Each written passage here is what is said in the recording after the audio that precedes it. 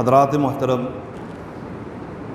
اللہ رب العزت نے انسان کو تمام مخلوقات پر فضیلت اور شان جو عطا فرمائی ہے وہ ایک خاص وجہ کے ساتھ ہے، اور وہ سبب اور وجہ تعلیم ہے اور علم ہے۔ تمام مخلوقات اپنے اندر حسن رکھتی ہیں۔ بعض پرندوں کو دیکھیں، ان کی رنگتیں، ان کی خوبصورتی نظروں کو بھاتی ہے، حیران کر دیتی ہے۔ بعض جانور بڑے خوبصورت ہیں، سمندر کی مخلوقات دیکھیں، بڑی بڑی خوبصورتی آپ کو نظر آئے گی۔ لیکن انسان تمام مخلوقات سے بڑھ کر خوبصورت ہے، جس کو اللہ تعالیٰ نے فرمایا خلقت بیدی، اس کو میں نے اپنے ہاتھ سے بنایا۔ اور پھر اللہ تعالیٰ نے اس کی تخلیق کے اعلان سے پہلے 4 قسمیں اٹھا کر فرمایا ہم نے اس کو سب سے زیادہ خوبصورت بنایا۔ انسان کی خوبصورتی، اس کا حسن، جمال، کیا یہ صرف ظاہری خوبصورتی مراد ہے؟ اس کا ظاہری حسن اللہ تعالیٰ کو مطلوب ہے؟ نہیں۔ اللہ رب العزت انسان کو نہ صرف ظاہر میں خوبصورت بنایا ہے، انسان اس کی اصل خوبصورتی اس کے اندر ہے۔ اور وہ خوبصورتی انسان کو کیسے حاصل ہوتی ہے؟ وہ شعور کے ذریعے، تعلیم کے ذریعے، اللہ رب العزت کی معرفت کے ذریعے۔ شعور، عقل، یہ تعلیم کا راستہ ہموار کرتا ہے۔ تعلیم، علم اللہ تعالیٰ کی معرفت کا راستہ ہموار کرتے ہیں، اور اللہ تعالیٰ کی معرفت انسان کو حقیقی معنوں میں بندہ بناتی ہے، انسان بناتی ہے، اور وہ انسان پھر ظاہری خوبصورتی تو رکھتا ہے، جو اللہ رب العزت کو مطلوب ہے باطنی خوبصورتی وہ بھی پا لیتا ہے۔ قرآن کریم کی سب سے پہلے وحی، سب سے پہلا پیغام جو سیدنا جبریل علیہ السلام غار حرا میں لے کر آئے،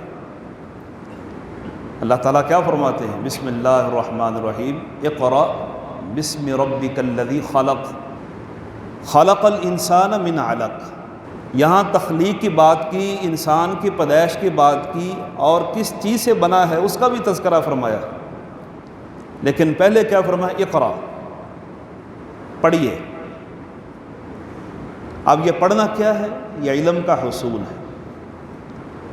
انسان کی تخلیق، اس کا حسن اس وقت برقرار رہے گا جب یہ انسان پڑھا لکھا انسان بنے گا، اپنے اندر علم حاصل کرے گا۔ دوبارہ پھر فرمایا اقرأ وربک الاکرم، آپ پڑھیں، آپ کا رب بڑا ہی معزز ہے۔ اور اللہ رب العزت کتنے معزز ہیں؟ اللہ تعالیٰ نے اپنی عزت کا تذکرہ فرمایا، ساتھ ہی فرمایا الذی علم بالقلم، جس نے قلم کے ذریعے تمہیں تعلیم دی۔ انسان لکھ کر، پڑھ کر تعلیم حاصل کرتا ہے۔ علم الانسان ما لم یعلم، وہ انسان پیدا ہوا تو کورا تھا، اس کو نہ پڑھنا آتا ہے، نہ لکھنا آتا، کچھ نہیں جانتا تھا۔ اللہ تعالیٰ نے اس قلم کے ذریعے انسان کو علم سکھایا۔ ان آیات کو بھی پہلی بات کے ساتھ ملائیں تو ایک ہی نتیجہ نکلتا ہے، انسان کی خوبصورتی، انسان کی عزت اللہ رب العزت کے ہاں اس وقت جگہ پاتی ہے جب انسان اپنے اندر علم اور تعلیم کو جگہ دیتا ہے۔ یہ علم اور تعلیم، یہ اللہ تعالیٰ کے نبیوں کا، رسولوں کا طریقہ ہے، ان کی سنت ہے۔ اس لیے اللہ تعالیٰ نے فرمایا ہے، نبی اکرم صلی اللہ علیہ وسلم کی حدیث وعدے کرتی ہے کہ ان اللہ لا ينظر الى صورکم ولا الى اموالکم ولکن ينظر الى قلوبکم۔ اللہ تعالیٰ نہ تو تمہاری صورتیں دیکھتا ہے،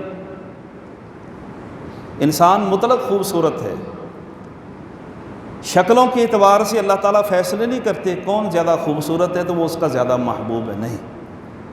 لا ينظر الى صورکم، اللہ تعالیٰ شکلیں نہیں دیکھتے، ولا الى اموالکم، نہ تمہارے مال دولت پراپرٹی جائیداد دیکھتے ہیں، بینک بیلنس دیکھتے ہیں۔ کیا دیکھتے ہیں؟ ولکن ينظر الى قلوبکم، اللہ تعالیٰ تمہارے دلوں کو دیکھتے ہیں، دل کس کا خوبصورت ہے۔ اس دل کی خوبصورتی وہ علم ہے، اور پھر علم اس کو تمام انسانوں کے لیے برابر قرار دیا ہے، یہ نہیں کہ صرف مرد علم حاصل کرے عورت علم حاصل نہ کرے۔ نبی اکرم صلی اللہ علیہ وسلم کی حدیث کیا وعدے کرتی ہے؟ طلب العلم فریضۃ علی کل مسلم، ہر مسلمان کے اوپر علم حاصل کرنا فرض ہے، اور یہ علم پڑھنے سے آتا ہے۔ جب یہ علم پڑھنے سے آتا ہے، انسان عالم بنتا ہے، سمجھدار بنتا ہے، اللہ کی معرفت پا لیتا ہے، تو پھر شکل و صورت میں یہ حبشی نسل ہوتا ہے، چلتا زمین پر ہے، قدموں کی ٹاپ جنت میں سنائی دیتی ہے، اور جس کا چہرہ بڑا خوبصورت، اس کے رخساروں سے، اس کی گالوں سے سرخی اتنی نمایاں کہ آگ کا انگارہ محسوس ہوتا ہے، اور ہے بھی خاندان نبوت کا قریبی خونی رشتہ، لیکن دل اس تعلیم سے، علم سے، معرفت سے محروم ہے۔ اللہ رب العزت نے دنیا کے اندر چل پھر رہا ہے، اس کو جہنم کا ایندھن قرار دے دیا۔ تبت یدا ابی لہب وتب، ابو لہب، لہب کس کو کہتے ہیں؟ لہب کہتے ہیں اس انگارے کو جو دہک رہا ہو، پوری سرخی کے ساتھ چمک رہا ہو، اس کو لہب کہتے ہیں۔ ابو جہل کے رخسار، اس کی چہرے کی رنگت اتنی خوبصورت تھی کہ وہ انگارے کی طرح سرخ معلوم ہوتی تھی، اس کی یہ کنیت پڑ گئی ابو لہب، لہب کا باپ۔ لیکن اللہ تعالیٰ کیا فرماتے ہیں؟ سیصلی نارا ذات لہب، اس کو اللہ تعالیٰ نے عنقریب جہنم کا ایندھن بنا دینا۔ خلاصہ کلام یہ ہے کہ انسان کو علم، تعلیم اور اللہ تعالیٰ کی معرفت، ایمان، یہ خوبصورت بناتا ہے۔ اور یہ بات بھی یاد رکھیں، یہ دنیا کی شکلیں، یہ دنیا کے اندر جو ہمیں وجود ملے ہیں، کسی کا قد بڑا ہے، درمیانہ ہے، چھوٹا ہے، کوئی صحت مند ہے، کوئی بیمار ہے، کوئی لاغر ہے، کمزور ہے، کوئی خوبصورت باڈی رکھتا ہے، یہ سب چیزیں انسان کی دنیا کی زندگی کے ساتھ عارضی ہیں۔ اخروی جو زندگی ہے جنت اور جہنم کی، وہاں انسان کی کیفیت بدل جائے گی۔ جہنمیوں کی شکل اللہ تعالیٰ خوفناک بنا دے گا، بڑے بڑے ان کے وجود ہوں گے، ان کے دانت پہاڑوں جیسے ہوں گے۔ اللہ نے جہنم کو بھرنا ہے۔ حدیث کے اندر کیا آتا ہے؟ جہنمیوں کی داڑھیں پہاڑوں جیسے ہوں گے، خوفناک چہرے ہوں گے، بدترین شکلیں ہوں گی، اور اس حالت میں الٹا ان کو جہنم میں پھینکا جائے گا۔ کیوں؟ معرفت نہیں، ایمان نہیں، شعور نہیں، بے دینی کی زندگی گزار کر گئے ہیں، بے ایمانی کی حالت میں موت آئی، جہنم کے ایندھن بن گئے۔ اور جو جنت میں جائیں گے ان کے متعلق کیا فرماتے ہیں اللہ کے رسول صلی اللہ علیہ وسلم؟ کہ جنت میں ہر جنتی کو اختیار دے دیا جائے، جتنی چاہے وہ خوبصورتی اپنا لے، البم پیش کیا جائے گا، اس میں اعلیٰ سے اعلیٰ نقش و نگار والی تصاویر ہوں گی۔ جنتی جس طرح چاہے گا، یہ اس طرح میری آنکھ ہونی چاہیے، اس طرح میری پلکیں ہونی چاہیے، اس طرح میرا ناک ہونا چاہیے، اتنے خوبصورت میرے ہونٹ ہونے چاہیے، ایسے میرے دانت ہونے چاہیے، اس طرح کا میرا حلیہ ہونا چاہیے، ایسی رنگت ہونی چاہیے، ما تشتہیہ الانفس۔ اللہ کا وعدہ ہے قرآن کریم کے اندر، جو دل خواہش کرے گا اللہ ویسے بنا دے گا۔ جو دل کے اندر نعمت کی خواہش ہوگی، نعمت سامنے پیش ہو جائے گی، وہ ابدی زندگی ہے، وہ جنتی۔ وہ کن کو نصیب ہوگی؟ جنہوں نے دنیا میں معرفت پائی، ایمان کے مطابق زندگی گزاری، ایمان کی حالت میں اللہ کے پاس گئے، وہ ہمیشہ ہمیشہ کے لیے خوبصورت بن گئے۔ حضرات، یہ تعلیم انسان کو خوبصورت بناتی ہے، یہ انسان کو معزز بناتی ہے، انسان کو افضل اور اشرف المخلوقات بناتی ہے۔ اللہ تعالیٰ نے استثناء کیا بیان فرمایا؟ جہاں 4 قسمیں اٹھا کر انسان کی خوبصورتی کا تذکرہ فرمایا ثم رددناہ اسفل سافلین۔ ہم نے انسان کو بہت بلند مقام دیا، لیکن اس نے نیچے جانا پسند کیا، اسفل سافلین۔ اس سطحیت سے، زوال سے کون بچیں گے؟ الا الذین آمنوا وعملوا الصالحات، جنہوں نے ایمان پا لیا، نیک عمل کیے، اللہ تعالیٰ کی معرفت پا لی، وہ بچ جائیں گے، وہ خوبصورت رہیں گے، خوبصورتی برقرار رکھیں گے۔ اس لیے دین اسلام کہتے ہیں یہ علم حاصل کرنا مرد عورت دونوں کے لیے یہ لازم ہے۔ علم 2 طرح کا ہوتا ہے، ایک دنیاوی علوم، دنیا کی تعلیم ہے، یہ تعلیم بھی ضروری ہے، معاشرے کے اندر رہنا ہے، حالات کا سامنا کرنا ہے۔ یہ تعلیم انسان کو معاشرے میں رہنے کے لیے ادب و آداب سکھاتی ہے، انسان کو اپنے معاملات حل کرنے کا طریقہ سکھاتی ہے، لیکن اس تعلیم کا تعلق ہماری صرف زندگی کے ساتھ ہے۔ ایک تعلیم ہے دین کی تعلیم، جس کا تعلق دنیا کے ساتھ بھی ہے، آخرت کے ساتھ بھی ہے۔ دنیا اور آخرت کی بھلائیاں وہ صرف اور صرف دین کی تعلیم سے حاصل ہوتی ہیں، اور وہ تعلیم ہر مسلمان کے اوپر فرض ہے۔ اس میں بھی 2 حصے ہیں، ایک وہ تعلیم ہے جو مکمل علم حاصل کرنے کی کوشش کی جاتی ہے، دین کا فہم، دین کا علم، عالم دین بننا، اس کے لیے ایک لمبا کورس ہوتا ہے، کتنے سال لگانے پڑتے ہیں۔ ایک ہے بنیادی تعلیمات، اسلام مسلمان کو کیا تعلیمات دیتا ہے، عام آدمی کیسے اسلام کے اوپر عمل کر سکتا ہے، وہ ہر ایک کے لیے لازم ہے، مرد ہے یا عورت ہے۔ عقیدہ کیسا ہونا چاہیے، عبادات کیسے کرنی ہے، اپنا اچھا اخلاق کیسے بنانا ہے، معاملات کیسے طے کرنے ہیں، اور دنیا کے اندر اللہ تعالیٰ کو خوش کیسے رکھنا ہے، دین پر عمل کیسے کرنا ہے، یہ ہر مسلمان مرد عورت پر لازم ہے کہ وہ یہ تعلیم حاصل کرے۔ لیکن افسوس کی بات یہ، آج ہمارے رجحانات، ہماری ترجیحات، ہماری سوچ اور ہمارا مطبع نظر، ہمارے تصورات کیا بن گئے ہیں؟ ہم نے دنیا کی تعلیم کو فرض سمجھ لیا اور دین کی تعلیم کو پس پش ڈال دیا۔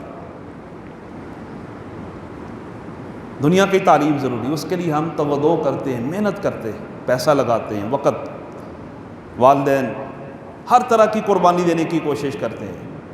جو دنیا کی تعلیم کو ضروری سمجھتے ہیں، پیٹ کو، وہ تمناؤں کو، اپنی خواہشات کو دبا لیں گے، بھوک پیاس برداشت کر لیں گے، تنگیاں برداشت کر لیں گے، دنیا کی سہولتوں کو کم کر لیں گے۔ کوشش یہ ہوتی ہے ہمارے بچے پڑھ لکھ جائیں۔ مطمع نظر کیا ہوتا ہے، کیا بننا ہوتا ہے بچے نے معاشرے کے اندر؟ کوئی انجینئر بن جائے گا، ڈاکٹر بن جائے گا، کوئی وکیل بن جائے گا، کوئی سائنسدان بن جائے گا، یا کسی بھی شعبے کے اندر وہ مہارت پالے گا، وہ فنی تعلیم حاصل کر لے گا۔ ہر ایک کی کوشش ہوتی ہے ان میں سے کچھ نہ کچھ ہمارا بچہ بن جائے، اپنے پاؤں پہ کھڑا ہو جائے۔ اچھی سوچ ہے، دنیا ہے، دنیا میں رہنا ہے، پیٹ پالنا ہے، بچوں کو پالنا ہے، دنیا کے ذرائع آمدن حاصل کرنا، اسلام اس سے روکتا نہیں، لیکن ان چیزوں کا تعلق پیٹ کے ساتھ ہے۔ اصل انسان کو زندہ رکھنے والی چیز اس کی روح ہے۔ روح کی خوراک کیا ہے؟ روح کی خوراک صرف اور صرف دین ہے، ایمان ہے۔ ایمان کی پہچان، دین کی پہچان ہمیں کہاں سے ملے گی؟ وہ دین کی تعلیم سے ملے گی۔ وہ قرآن کے فہم سے ملے گی، اللہ کے رسول صلی اللہ علیہ وسلم کی حدیث پڑھنے پڑھانے اور اس کے مطالعہ سے، اس کی تعلیم سے ملے گی۔ اور اس چیز کو لوگوں نے پسے پش ڈال دیا ہے، خود بھی اکثر عقائد سے بے خبر، عبادات سے بے خبر، خود دین کے شعائر سے، دین کی تعلیمات سے نالا ہماری اکثریت جو ہمیں نظر آتی ہے، اتنی بے شعوری ہے۔